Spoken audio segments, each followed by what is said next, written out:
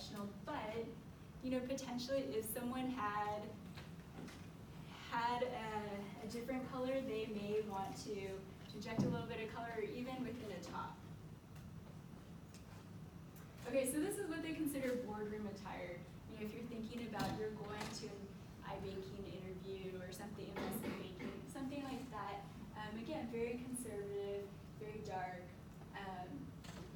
for both pictures, classic suits and cuts. And so I just provided some overall tips because I couldn't really find photos that were maybe if a student is not gender conforming, or they're very much split by male, female. So in this case, these are just some overall general tips. I think making sure that your clothing is of course clean, that it's pressed or ironed, that we already spoke about the length of a skirt suit, button-down shirts or blouses, generally in a solid color, but you may have noticed in that first video that we showed that the woman who's dressed in business professional, she had a little bit of a print, but under a darker suit. So that would be fine as well.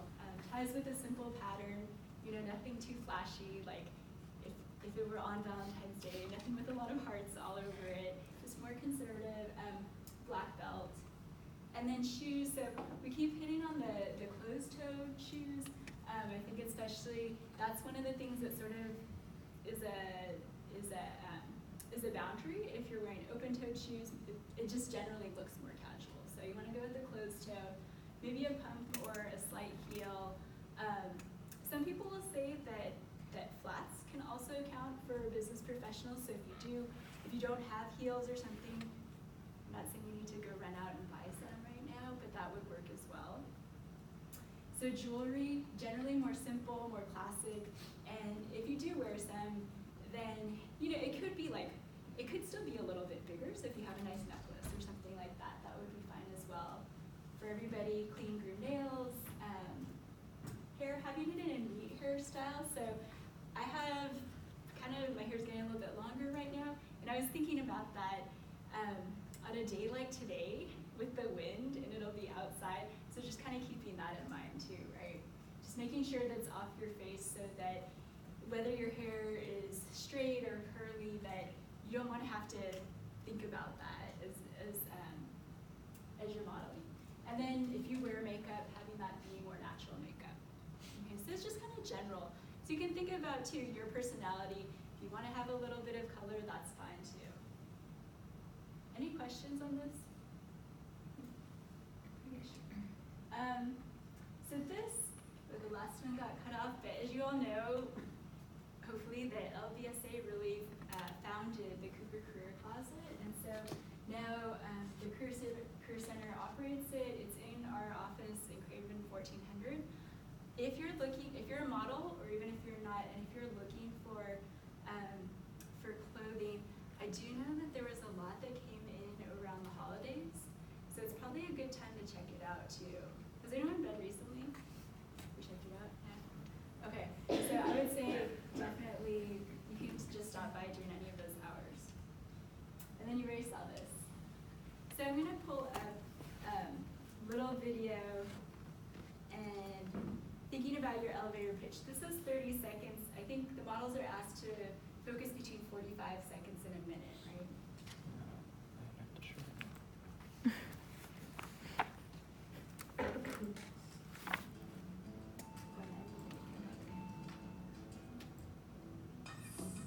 An elevator pitch is a useful speech or statement to have and prepare in advance. It's referred to as an elevator pitch because reciting it should take about as long as it would to go from one floor to another on an elevator.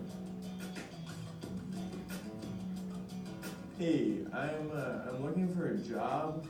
I'm an English student. I've written a lot of screenplays. The last one I just got an A on, so it's pretty good. I worked at a California pizza kitchen. I don't go out very much.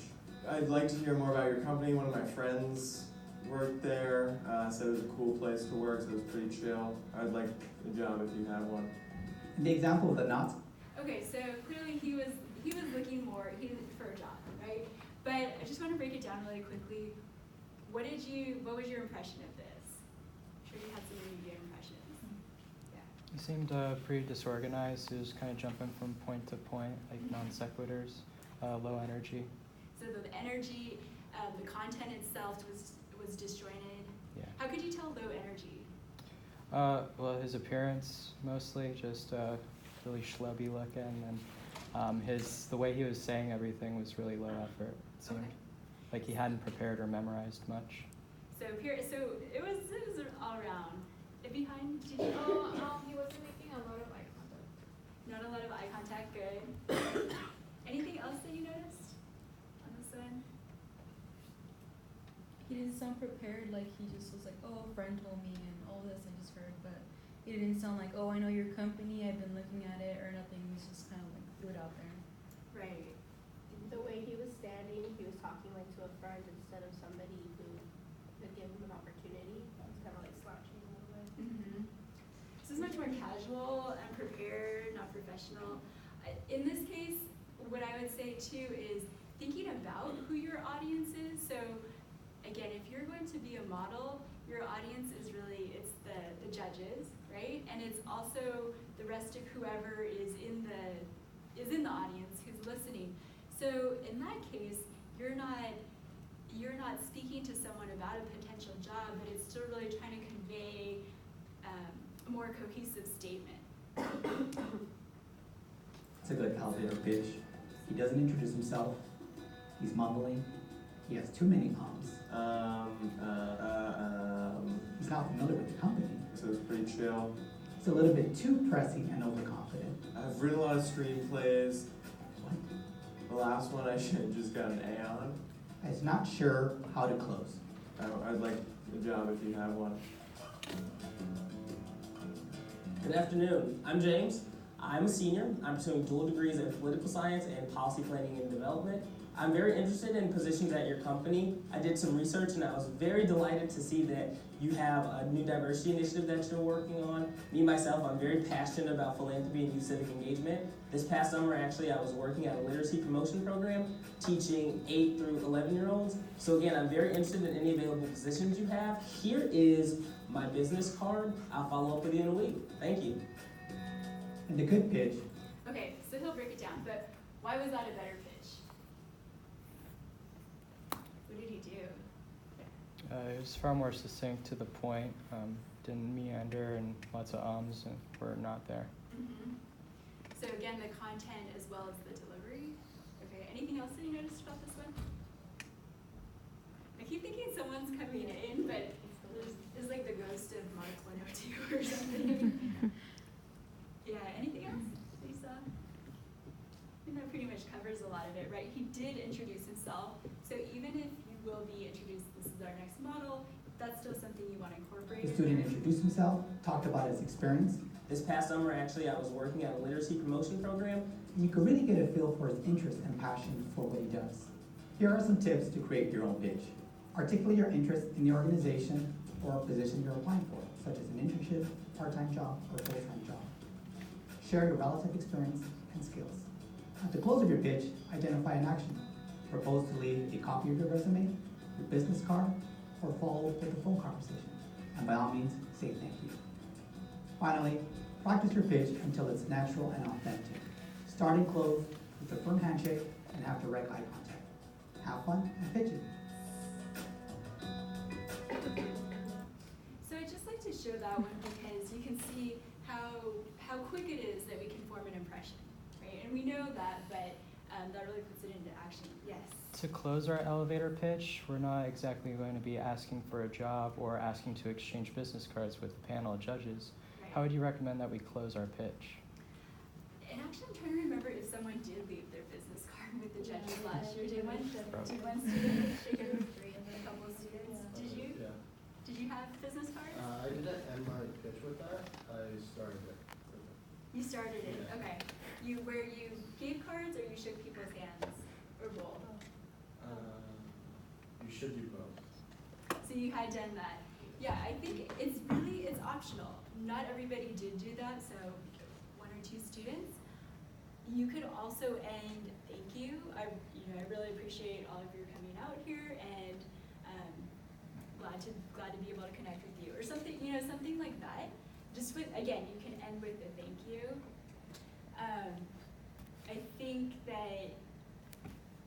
I think the part that really does correlate too, though, is the interest piece.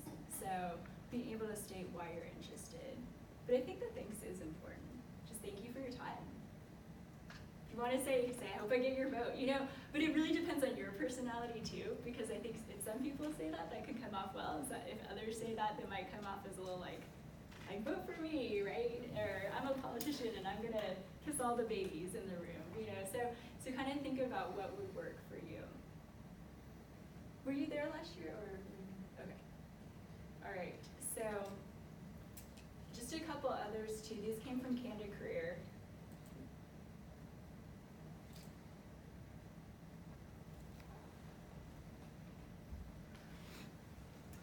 And you can access this through the Career Center under the Career Services. It's free. You don't need a password or anything.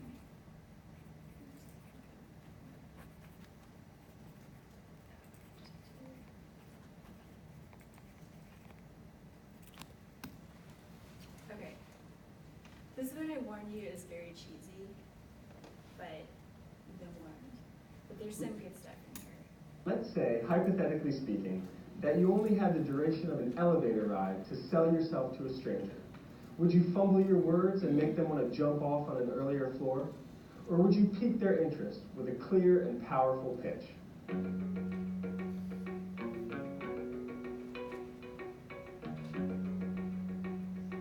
Your elevator pitch, which doesn't actually have to take place in an elevator, tells people who you are, what you want, and what you bring to the table. Okay, Cassie, let's give it a try. Go ahead and pitch me. Hi, I'm Cassie. I'm a fashion design major with 2 summer internships under my belt, and I'm currently looking for a full-time position in New York City. Not bad, Cassie, but here's a tip. Challenge yourself when writing by constantly asking, so what? For instance, hi, I'm Billy. I graduated college with an economics degree. So what, right? Yeah, that makes sense. Here is some more advice when crafting your brief elevator pitch. The good thing about writing out your pitch is that it forces you to think about what you really want. How can anyone help you if you don't know yourself? You want to write your pitch like you speak. That way, it'll be easier to deliver verbally. After all, if you don't say it with confidence, then it really doesn't matter what you say. You're most likely to lose the listener. You want to avoid opening statement jokes, cliches, or catchphrases. They likely won't go over well. And if you're speaking to a representative from a specific employer, insert something about a problem they might be facing and how you can make a difference. Okay, with all that in mind, what do you say we give your pitch one more try? Hi, I'm Cassie. I majored in fashion design at the University of Southern California. I think that clothing can move people, make them feel special, and I want to be a part of that. I have an idea for a new line of evening wear that I think can be a comfortable and flattering alternative for women, casual yet elegant. I'm currently looking to work at any retailer on the East Coast. Great job, Cassie. You definitely got my attention, and I can't wait to hear more. A good elevator pitch should be well thought out and scripted, and practiced over and over again. You should know your pitch like you know your favorite song, ready to sing it loud and proud when the opportunity presents itself. Well, Cassie, I'm this way, but it's been great talking to you. Why don't you follow up with me in a week or so? Thanks, Billy. Where you guys suggest in the water. So, What? in terms of the recommended ending, I would not recommend that. But, so what, in terms of the tips that came up there, what did you hear? What were some of the recommendations that maybe you can incorporate into yours? Do you think of any? I guess that question, so what, I never really thought of that or heard that from anyone else. So it's interesting that when you're gonna go talk to someone, you don't wanna waste their time and just tell them the same thing other people have told them. So you wanna do something that's more personal and something that's gonna help them at the same time, more interesting, I guess. Good. Did you have something else? She really knew what she wanted and she asked for it. She said she gave a specific example about what she's done in the past, and I think that's a good way to differentiate yourself. Yeah, absolutely. So for both of you, the so what, it's really, okay, so what does that, right, what does that mean to us as listeners? And why should we be interested in the fact that you are studying business administration, global supply chain management, or how does that connect to what you want to do? So again, even if you're not pitching to employers right now, and potentially, honestly, the judges could be employers, right? But you're really pitching more about you and why you're interested in making that connection. Let's go to, let me see, there were a couple of other ones that I thought just were interesting in different ways, and they're short too, so. Yeah, I definitely never had an elevator pitch. And that was probably one of my biggest flaws when looking for a job. I would always walk up to a table and just say like, oh, I'm Deborah, this is my major, not really knowing what to say after that. And now that I work at Campus Philly, we really encourage students to create elevator pitches. And really it can be something as simple as, hi, I'm Deborah, I was a communication studies major at Temple University. I've heard about your organization for such and such reason, or I am really interested in this particular field and here's why I'm interested in that field. It doesn't need to be intimidating, it's definitely super easy, and you get to talk about yourself, which is my favorite thing to do. How many people like talking about themselves? A couple. Okay, just a couple others too. Elevator pitches are so funny. They can be super awkward. They can just bomb and just be horrible. But I think the number one tip I have for an elevator pitch is just to be authentic. I mean, if you mess up, make a joke out of it. Like, come back. No one's going to judge you if you're. I mean, I feel like people would rather see a real person, someone that makes mistakes and picks back up from that, compared to talking to a robot and just someone that spits out this, hi, my name is, this is my business. Like, everyone hates salesmen and saleswomen, and I think it's important just to be authentic, and if you're funny, add humor to your elevator pitch and just have fun with it, because you want to attract the right type of audience by being real, and that's my advice. Okay, and then the last.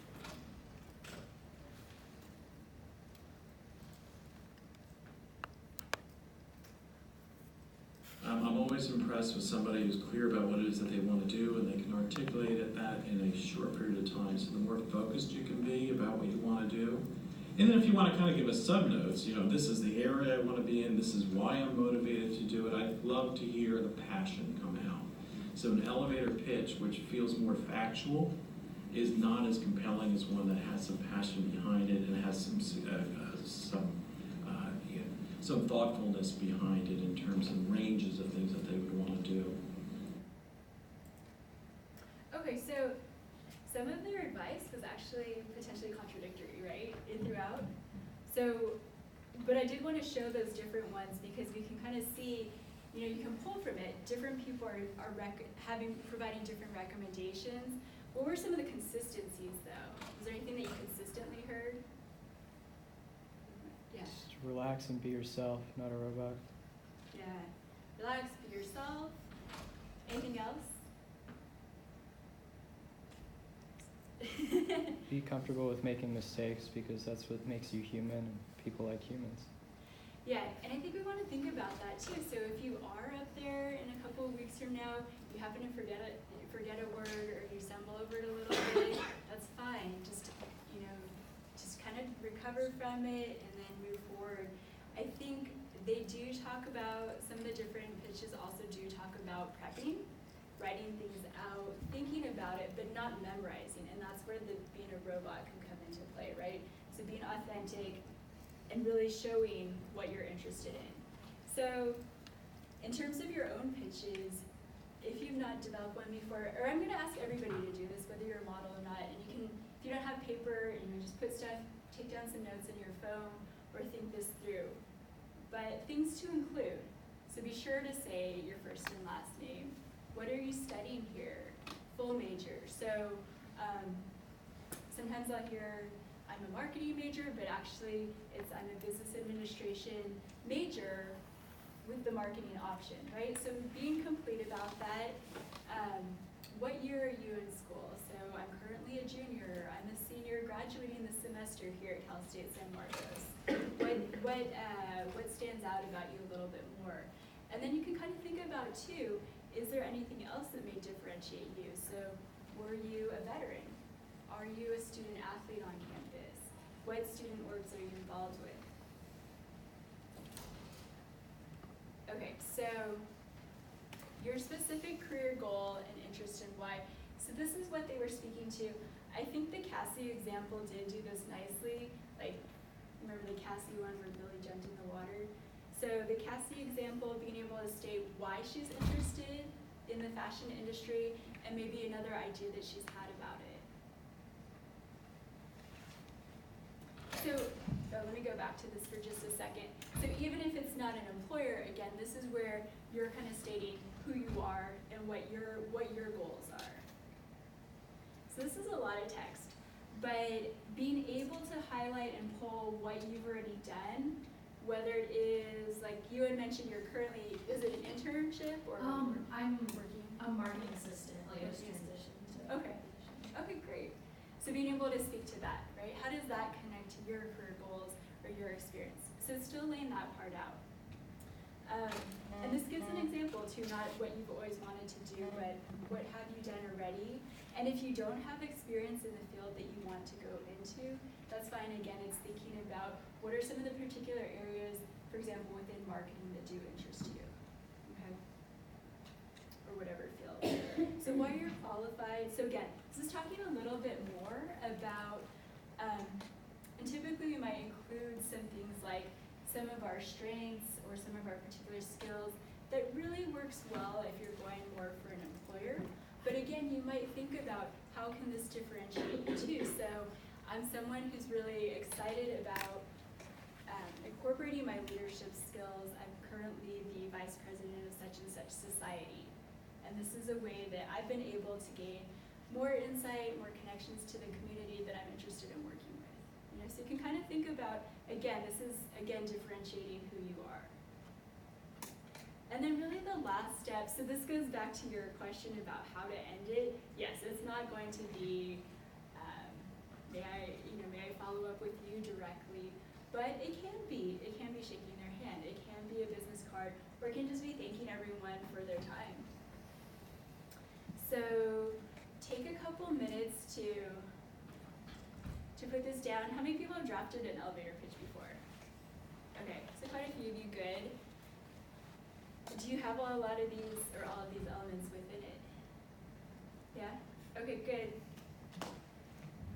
Are you ready to practice with someone? Yeah? Or would anyone want to practice up front, or just pair up? You want to go for it? Yeah, that's great. Hey everybody, my name is Vito and I'm the Director of Student Outreach with the MIS Society. Over the course of 6 years, I worked providing tech support for both small business and residential clients in Arizona.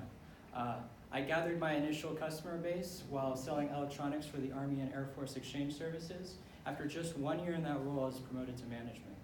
Now, unfortunately, the death of an immediate family member compelled me to move to California so I could provide better support for my family. But I am currently aspiring to return to the IT industry, but this time with a bachelor's in MIS. Thank you.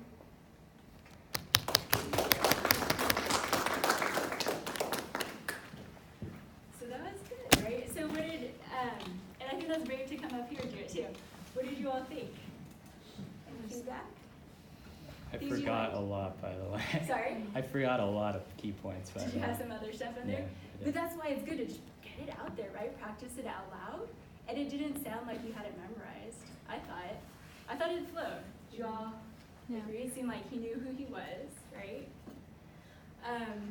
Other things that I liked about it, I liked how you did, so you covered your education, that sort of tied in at the end, so that's a little bit different, but which was fine.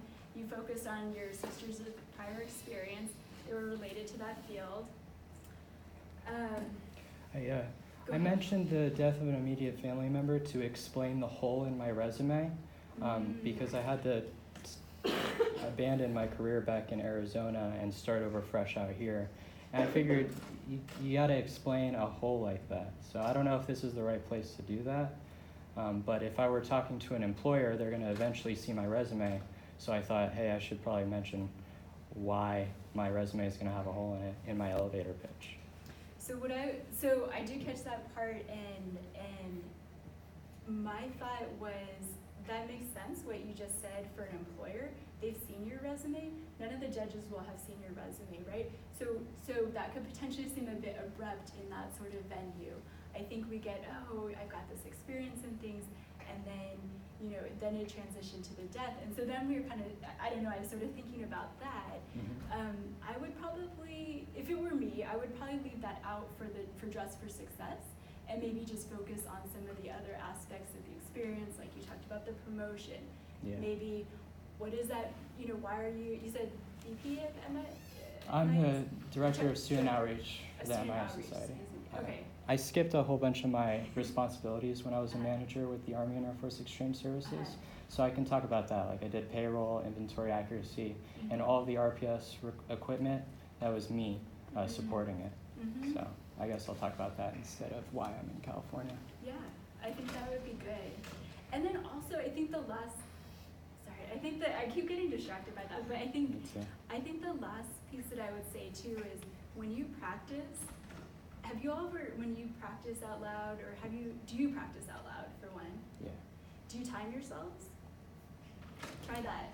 Try timing yourself, because it should be between 45 minutes, or not 45 minutes, yes, 45 seconds, excuse me.